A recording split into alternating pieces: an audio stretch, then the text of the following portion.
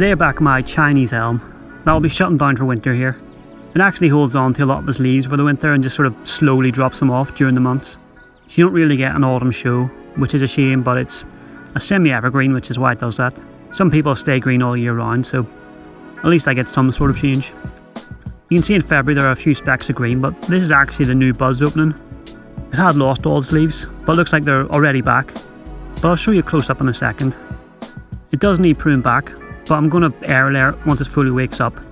So I'm going to leave everything alone here, so there's plenty of leaves to help produce new roots. It's waking up quite early, but that shouldn't be a problem. I'm sure it knows what it's doing. You can see that I can get really fine branching, so I can't wait to get around to working on the ramification of this tree. But that'll be in a few years' time.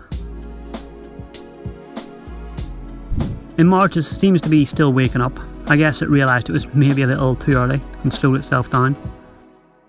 But I'll not be repotting it either this spring, as I'll be doing the air layer soon. Anyway, here's a close-up of the trunk. A lot of you said you liked it or that I should stick a rock in between it and split it apart, but I really just hate it. Maybe it looks worse in person or something, but either way I'm not keeping it like this. In April it's still trying to fully wake up. That early start in February clearly didn't help it.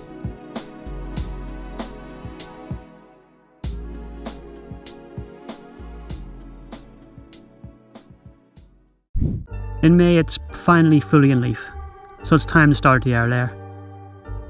The big issue I have is the fact the trunk isn't very big. There isn't much space for an air layer. It's quite a short trunk anyway, so trying to remove the section where it splits and leans over is only going to make things even shorter, but I still think it will be better in the long run for it. The fact there's a split is also a bit of an issue. I almost need to do things above that area, and I'm hoping that doesn't mess things up, but elm do it quite easily, so I think it will be alright. First thing I need to do is get rid of that moss. That shouldn't be on the trunk in the first place, but it's going to make things more difficult, so it just needs to go, so I can have a nice clean area to work with and make a decent cut.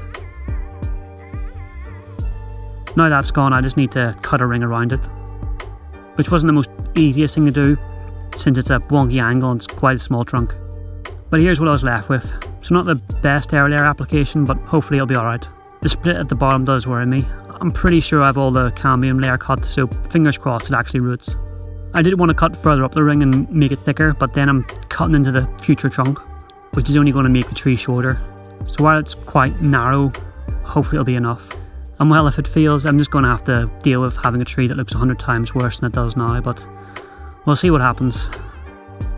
I just surrounded the cut with sphagnum.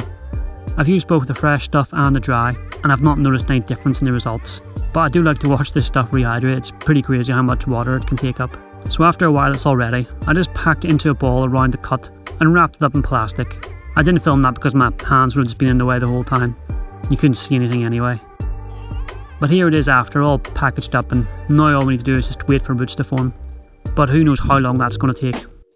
Obviously nothing happening in June, but it's got plenty of branches, so hopefully it's pushing down lots of energy to get the new roots forming.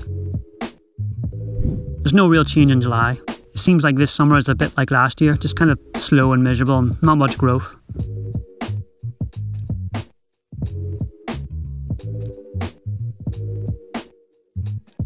Has it even changed in August? I can't actually tell. I don't think it has. I think the air layer is going to be staying on over winter. Basically, I'm only going to remove it when I can start to see roots poking through the plastic. There clearly isn't much action going on the top, but hopefully below that moss it's all going crazy. In September it's going to be slowing down for the year.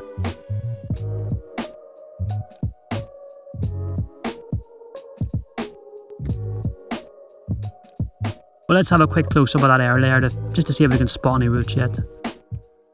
So nothing yet, which is annoying, but that's fine. It'll just stay on over winter, and then hopefully by the end of spring it'll be full of roots. And here we are now, where it's probably not going to be doing much now until next year.